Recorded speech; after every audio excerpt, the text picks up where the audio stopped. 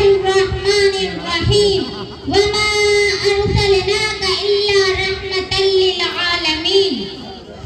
قدم قدم پہ برقرار جہاں نظر نہیں پڑی وہاں ہے رات آج تک. جہاں نظر نہیں پڑی وہاں ہے رات آج تک. وہیں سحر ہوئی جہاں جہاں گزر گیا. محترم اساتذہ کرام، حاضرین جلسہ اور میرے ہم مکتب ساتھیوں، السلام علیکم ورحمۃ اللہ. اندھیرا ہی اندھیرا تھا سامعین کرام. چاند تھا لیکن بے نور تھا. تارے تھے لیکن بوجھے بوجھے.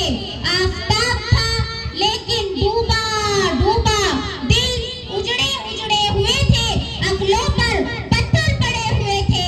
خزانے بہاروں کو لپیٹ کر چمن ویران کیا ہوا تھا کہ اچانک میرے پیارے نبی کریم صلی اللہ علیہ وہ رحمت للعالمین جن کی انگلیوں سے صحراؤں میں چشمے پھوٹتے تھے، وہ رحمت للعالمین جن کی سواری سے بیمار اونٹنی صحتیاب ہو جاتی ہے، وہ رحمت للعالمین اس پر بادل اپنا جنت کا درجہ عطا کرتی ہے. میں اس رحمت للعالمین کی شان کیا بیان کروں کہ جس سے زیادہ اللہ رب العزت نے کسی کی تعریف ہی نہیں کی. جنہیں میرا رب کبھی حبیب کہے، کبھی خلیل کہے، کبھی طٰہٰ کہے، کبھی یاسین کہے، جس کے چہرے کو والضحیٰ کہے، جس کی زلفوں کو واللیل کہے، جس کے سینے کو ورفعنا لک ذکرک کہے. اور کیا کہنے. نعرہ تکبیر، نعرہ تکبیر. مکتب دارالقرآن. ماشاءاللہ، بہت خوب بہت خوب، ماشاءاللہ.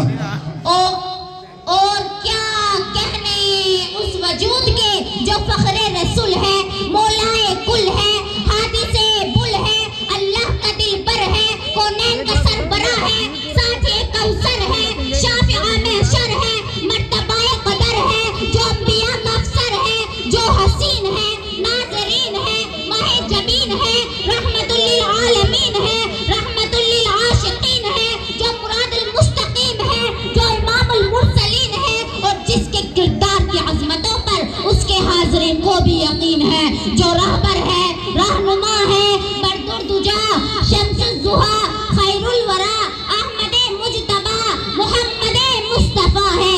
جو اٹھے تو آسمانوں کو بلندیاں مل جائے، جو بیٹھے تو دھرتی کو سکون مل جائے، جو ہنسے تو ستارے چمکنے لگے، جو بولے تو نادر چہکنے لگے، جس کی خوشی سے جنت مچلنے لگے، جس کے غضب سے جہنم ابلنے لگے، جس کے چہرے کی چمک یہ صبح سویرا حاصل کرے، جس کے ظلموں کی مسجدیں ذرا اندھیروں کی بھیک مانگے، کہ مقام محمود جس کے انتظار میں ہے، شفاعت کبریٰ جس کے وہ احد کے پہاڑوں پہ دندان مبارک شہید کروا کر کے مسکرانے والا، وہ اپنے چچا حضرت حمزہ کے قاتل کو بھی معاف کرنے والا، وہ عتبہ بن نبی جیسے منافق کا جنازہ پڑھانے کا ارادہ کرنے والا، وہ مکہ فتح کر کے عام معافیوں کا اعلان کرنے والا.